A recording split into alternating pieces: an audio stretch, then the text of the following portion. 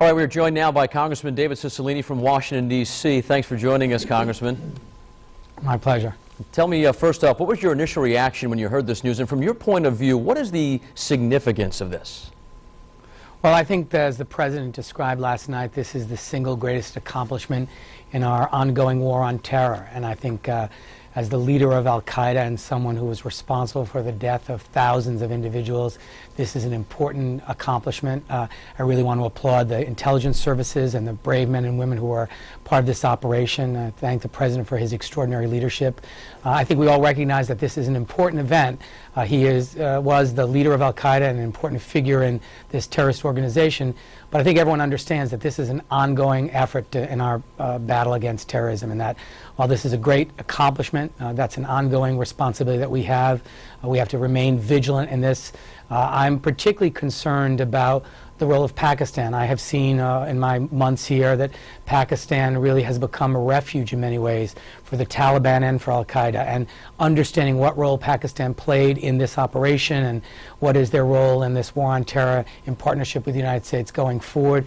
So I will be reaching out to my chair of the Foreign Relations Committee where I serve to ask that she convene hearings so that we can understand more about the circumstances surrounding the role of Pakistan both in this operation and going forward in our ongoing effort to fight terrorism. I've been reading this morning, this was such a top secret mission that only a handful of people knew about it. You're certainly a lot closer to the situation where decisions are made than we are. Did you have any idea at all that they were planning this operation? It sounds like it's been in the works for almost a year now. No, I think it's a great credit to our intelligence services that none of this was leaked.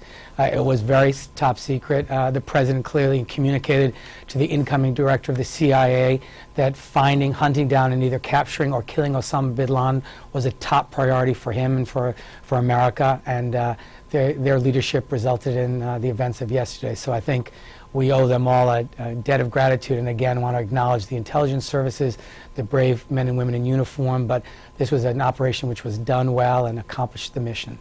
Do you think this killing of bin Laden will stir up the beehive, for lack of a better term, and perhaps lead to some sort of retaliation from forces loyal to bin Laden and al-Qaeda? I think there's no question that those threats have already been made, and we have to take them seriously, and we have to understand that we have a responsibility to be vigilant, both in our intelligence services and in our uniformed men and women. We have to take this threat seriously. It's an ongoing battle. This war on terror didn't end last night. We made a significant advance and had a great accomplishment yesterday with the capture and killing of Osama bin Laden. But the work to keep our country and Americans safe is ongoing and daily work, and we have to be vigilant, and we need to be mindful of what is likely to be done in response to it. So I think we have to be smart about it. Having said that, we've seen heightened security in New York City and at some airports around the country. It's sort of business as usual here in Rhode Island. Do you see any additional security or police presence in Washington, D.C.?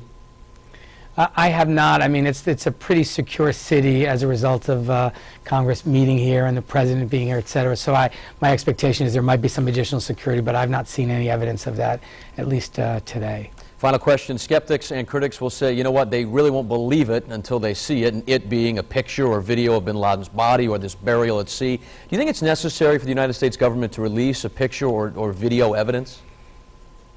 I think there's no question that the identification of this individual as Osama bin Laden was done. My expectation is that there will be some additional information shared with the American people about that. But I think everyone would anticipate some of those concerns, and they probably were very careful to ensure that they properly identified and with certainty identified this individual as Osama bin Laden. All right. Thank you, Congressman Cicilline, for joining us today. My pleasure.